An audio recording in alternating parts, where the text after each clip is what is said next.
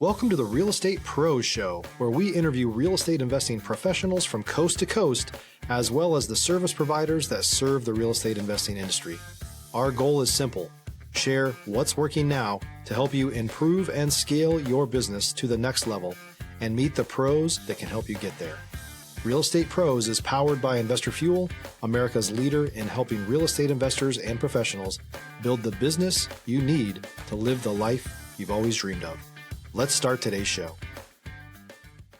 Property insurance for real estate investors doesn't have to be difficult, but it does need to be there to protect you when you need it. MyInvestorInsurance.com not only provides insurance at 15 to 30% cheaper than traditional agencies, it's built specifically for real estate investors like you. You can set up an account in about 2 minutes, get quotes on properties, turn on and turn off insurance for your fix and flip or rental properties in around 2 minutes without having to talk to anyone directly, all through our portal. There's no better way or faster way to make sure you've got the coverage you need to protect you, and no more lengthy policies either. Once you're set up, you're billed monthly and prorated by the day for however long your policy is active. It's powered by MSI, the third largest independent MGA, with 1.5 million customers and more than $1 billion in cumulative premiums written. Get set up today in about 2 minutes at myinvestorinsurance.com/fuel. Welcome back to the show where we interview the nation's leading real estate entrepreneurs. It's your host, Schmidt. And if you're joining us for a second, third, or 100th time, welcome back.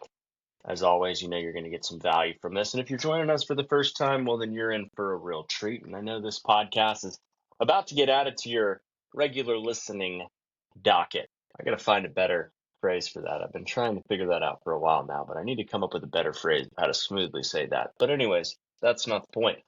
Today, I got Betsy Kline in the house. Betsy Kline is someone that has defied all odds, goes from college dropout, bartending, everything else, to an absolute phenom in the real estate world. She's not even 40. She's not even 30, but she's been investing for the last 6 years, flipping, loves to do design, and is absolutely incredible in the real estate space, someone that you guys are going to get a lot of value from today. So let's welcome her. Just remember, before we get started, at Investor Fuel, we help real estate investors, service providers, and real estate entrepreneurs 2 to 5x their businesses in order to build the businesses they've always wanted so they can live the lives they've always dreamed of. With that being said, Betsy, welcome to the show. Thank you. I'm so excited to be here. Thank you for having me. I'm glad you're here. It's always fun to be able to interview somebody else under 30. I know I look like I'm 75, but believe it or not, I haven't hit that 30 mark yet myself. So it's always fun to talk to somebody in the same age category that's making big moves and doing big things, has big dreams. So I know we talked a little bit, actually a lot bit pre-show. Give us a little bit of your background. What got you started in the real estate space? How did it happen? And what's got you to where you're at today in your business? So I got into real estate because I saw a popular show on Netflix called Selling Sunset, and it looked fabulous. The women were beautiful. They were going to lunch all day. They were rich. And I was like, that's perfect. That's what I want to do. Love And that. so I had, like you said, dropped out of college. I had no clue what I was doing other than bartending. And when you're making hundreds in tips when you're young, it seems like this is the way of life. Like I've Seems already like made so it. much money, for Yeah, sure. exactly. I'm actually already rich, so don't even worry. But I didn't know what I was going to do with my life, and I promised my parents, like, don't worry, I will do something great. And they're like, this sounds pretty dangerous. You're out partying till 4 a.m. Don't know if that's going to work out. So I end up taking this real estate course, and I get into it. It reminds me of school, so immediately I'm like, this isn't going well. Like you're not showing me how to open a door in heels. And so I finish it. I end up passing the test and decide this is kind of my new path. So I worked with buyers and sellers up until about 2023. And in August of that year, I purchased my first flip and fully transitioned into just doing flips. Wow. So you've been doing flips primarily for the last 2 years. Yes. Yeah. After I did my first flip, I think I did like 2 real estate deals with other clients after that. And I was like, nope, Stop living on an island and join the #1 mastermind in America for professional real estate investors. Investor Fuel is a community of hundreds of the nation's top investors working together to build stronger businesses and better lives. In addition to the amazing community of real estate investors acting as a board of advisors for one another, Investor Fuel members have access to 100% funding on purchase and repairs for our members only, a health insurance program, and benefits and discounts that more than pays for the membership of most of our members, meaning it's actually costing you money to not be a member of Investor Fuel. If you're looking to scale your business and build a business that allows you to live the life of your dreams, please visit investorfuel.com today and book a call with our team. Like, it just took up time and I wasn't as focused. And if I'm going to do something, I want to give everyone my best. So if I can't do that, I'm going to pass it to someone else. What do you love about flipping that you didn't like about retail? I have complete control of the project. So when you're working with buyers and sellers, you're kind of on their timeline. If they want to see 16 houses, that's what you're doing. With flips, I have control over what I'm doing. Mm. What about that do you appreciate?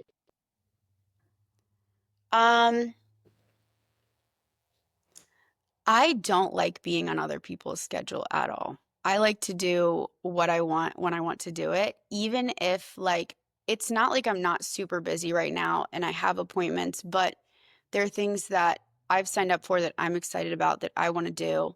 And I have enough flexibility within that that, you know, if I want to spend an hour on this job site dreaming about the backyard, I can do that versus if I'm showing someone 5 houses and their kids are in tow and all this, like I can't be like, hey, I'm going to go grab lunch for an hour. Like, no, we have a schedule. We're sticking to it. And for some reason, I don't know if it's because like ADHD or whatever, I dread days where I have like someone else's schedule in there. Mhm.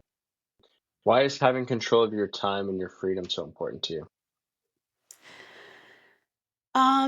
Honestly, it's just the way that I feel. Like I feel so much better when I'm doing what I enjoy doing. It doesn't feel like I work, and I probably work way more now than I did when I was working with clients, but it's enjoyable and I really enjoy the end product a ton. Yeah, I totally get that. I'm sort of unemployable at this point in my career. I Totally. come from a very similar background as you, and I work a lot more now than when I was employed. But it's like even just the factor of like you got to show up at 3 p.m. to roll silverware before the shift starts. It's like I don't want anybody telling me I have to be there. Like I don't mind if I'm there every day at 3 p.m. I just don't want you to tell me I have to be there. So Yeah, no, I think that's part of it too. Like if I have myself working until midnight out at a property, like I only did that to myself. You know what I mean? So it's like, yeah. okay, like let's make a better decision next time. Let's start earlier, whatever it is. Or usually like what I do now is also a ton of passion. I love the design aspect behind the flips. So every like hard task is driven by that passion. Like I cannot wait to see the end result. So I'm like, okay, even though I hate dealing with the city and the water bills or whatever, like this is part of getting me to the end goal. Mm, yeah. So what's like the long-term vision with what you're doing? So much. You're So not a visionary at all, are you? oh my gosh, yeah, I can go forever about the vision, but I definitely want to have commercial spaces. Right now, the flips that I buy, I design them, um, and then I also stage them. And so as soon as that is purchased, the staging comes out unless the buyer purchases some of those items. So I think having like designs that are long term, like if I'm doing commercial designs, like that stays until I get bored of it and change it. But it would be cool to have a space that features and that design stays versus right now, you know, only some of it stays. Mm, Does that make sense? So that's important to me.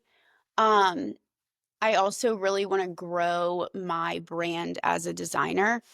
I would like to be able to source lighting from overseas and sell that and grow that portion of my business. Um, I'm experimenting right now with designing for people, and If you're looking for consistent, high-quality leads, look no further than Investor Machine. Investor Machine isn't just another agency, it's the most sophisticated, data-driven lead generation company on the planet for real estate investors, and serves the role of being not just a lead generator for your business, but a marketing partner that is helping you achieve your goals along the way. Go to investormachine.com to learn more and schedule a call with our team today.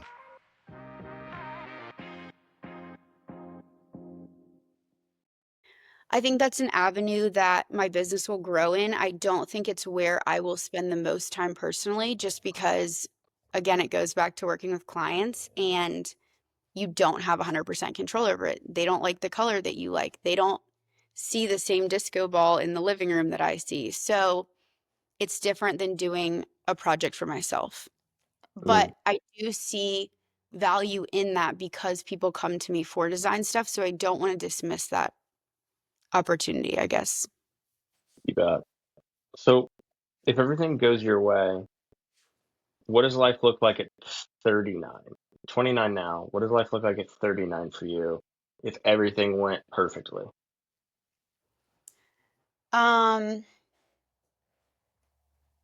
I'm probably like barely working. Basically, my calendar's empty and I'm only in house for like one meeting on a Wednesday, and it's with a really big local company, or not local, but like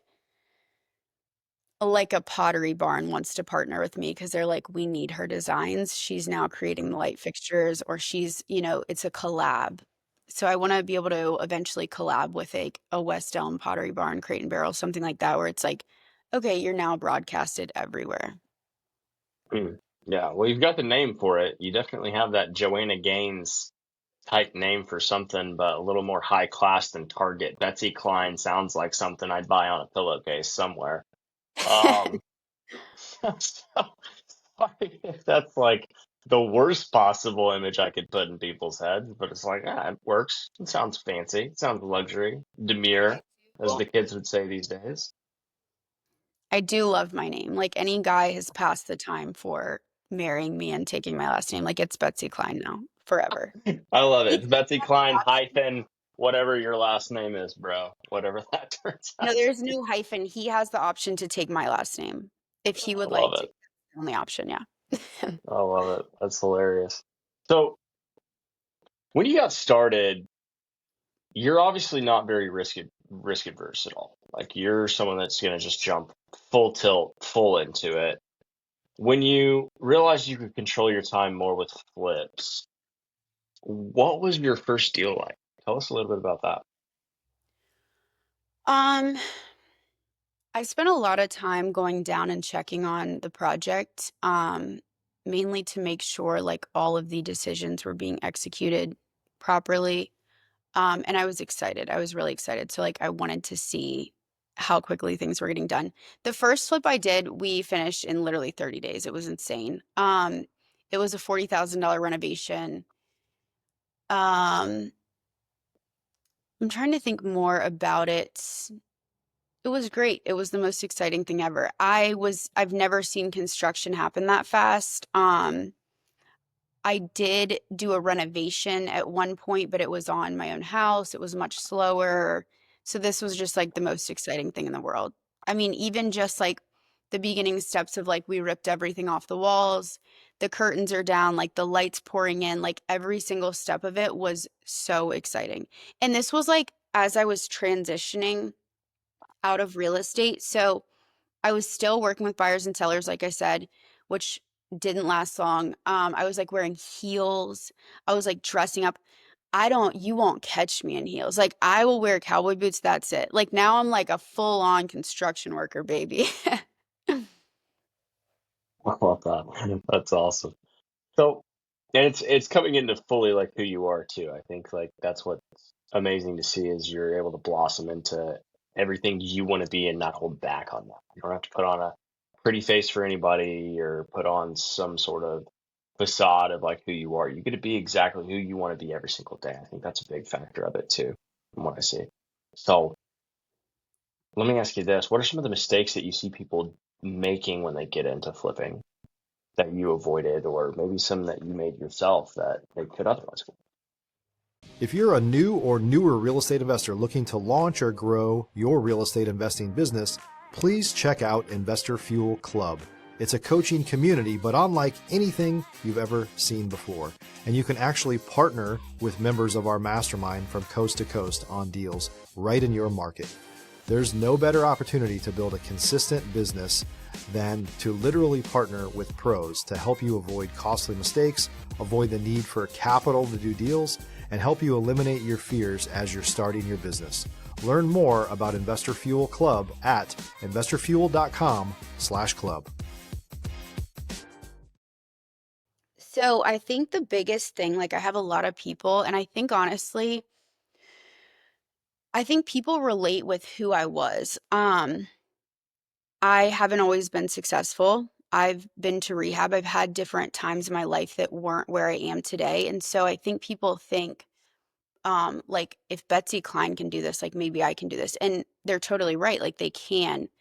But what I see that I struggle with is people come to me for advice and I can't pass on the risk tolerance that I have. And that's where people, they don't even get started. Like they go see the house and then they find the reason that this could be wrong and that could be wrong. And they find this and that. And then they're worried about this. And it's like the risk is like one of the reasons that we get rewarded.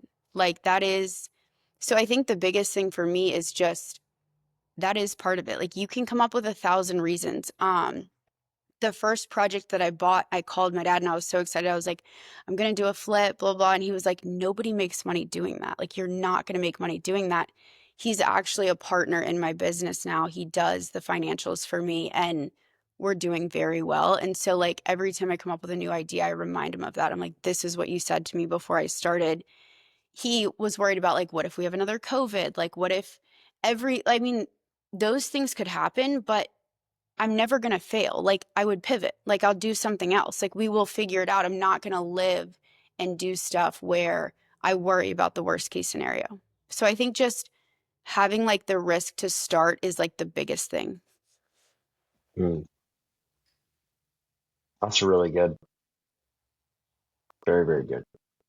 So what's like the goal number of properties that you have to do every year, or is it more of like goal projects in terms of how you want them to turn out? Like, would you rather do 3 projects a year that are just like absolutely perfect that you love because it's you, or would you rather do, 15, 20 that are really, really good but takes more time? Like, how much of the involvement with design do you want to be involved in, and how does that pan out for you?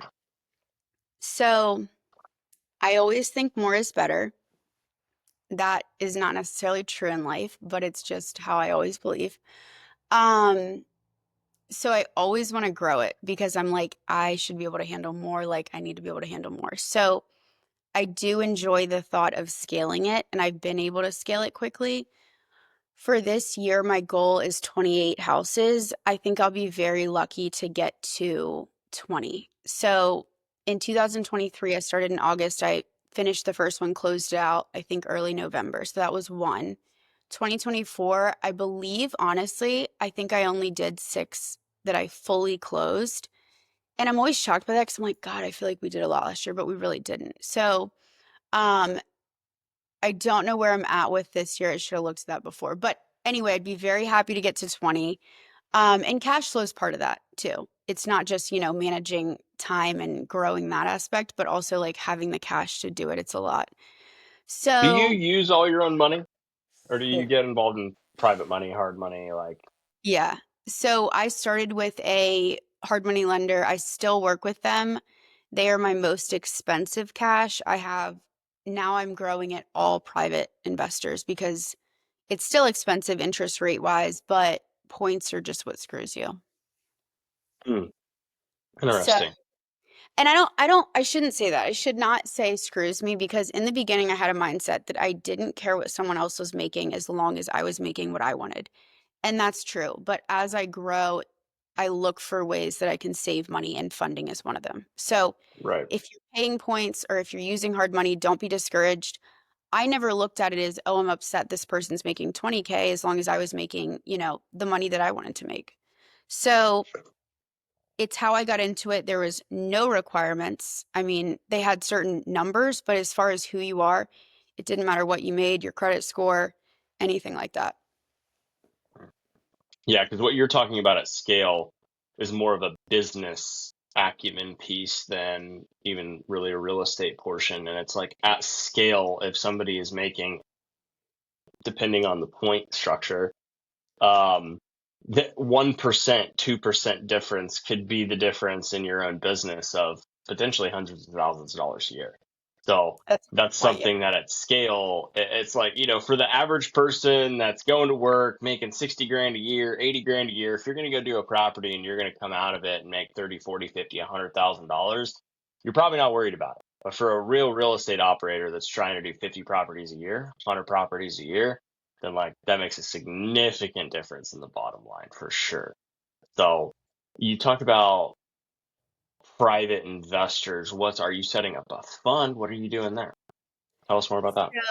So, anyone I know, basically, how did I start? How did I even start with this? I think just anyone, oh, I advertised for it on social media. I was like, if you're interested, like you can work with me. And then like I got, I don't know, 8 to 10 replies. And I was like, oh my God, we're going to Vegas. This is amazing. And so I set up an email. I was like, this is what I do. I set out, links to some projects.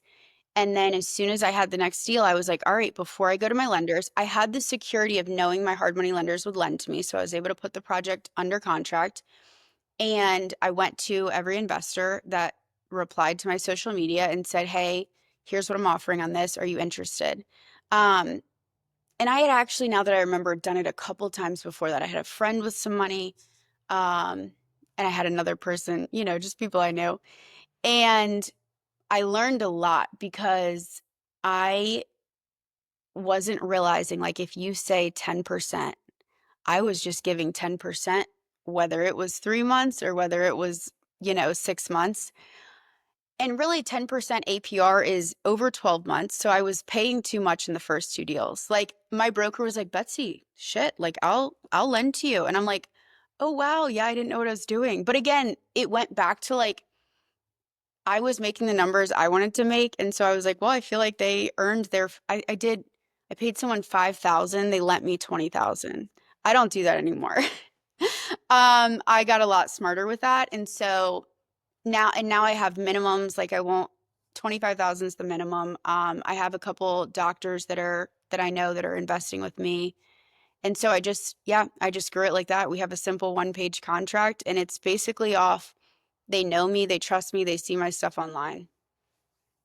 What are some of the challenges that you faced outside of just like the financing piece? What are some of the challenges that you faced and maybe you're facing now that you're still working on? The hardest thing right now is I am GCing 2 projects and I want to actually rip my hair out. Like it is the hardest thing I've ever done. I have a new build. I've never done a new build. That GC ended up going to jail, so I took over the project. Sick. Uh, yeah, exactly. I'm like, cool, bro. A warning would have been great. Right. That one I was excited about. Not excited, but I felt confident in because I was like, okay, it's a new build. It's getting inspected, so no one can really, take advantage. I'm not going to miss anything. I want to make sure I'm delivering a good product, so it's getting inspected every step of the way. So that's great. That one's going decently. I'm like learning a ton about permits, and how long they take.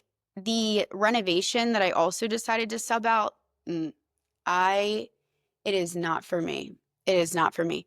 I just there's a lot of little things that my OG GC includes that I didn't think about that are just adding up. And like I'll get quotes on things, but I won't know. Like I just got closets framed in. Well, he didn't include the doors. And I'm thinking like, why would I want a closet without doors? But then also you have to remember that's not part of framing. So it's like knowledge that I don't have and then I feel like I'm being taken advantage of and I'm not. It's very frustrating, but I know I'm learning a lot.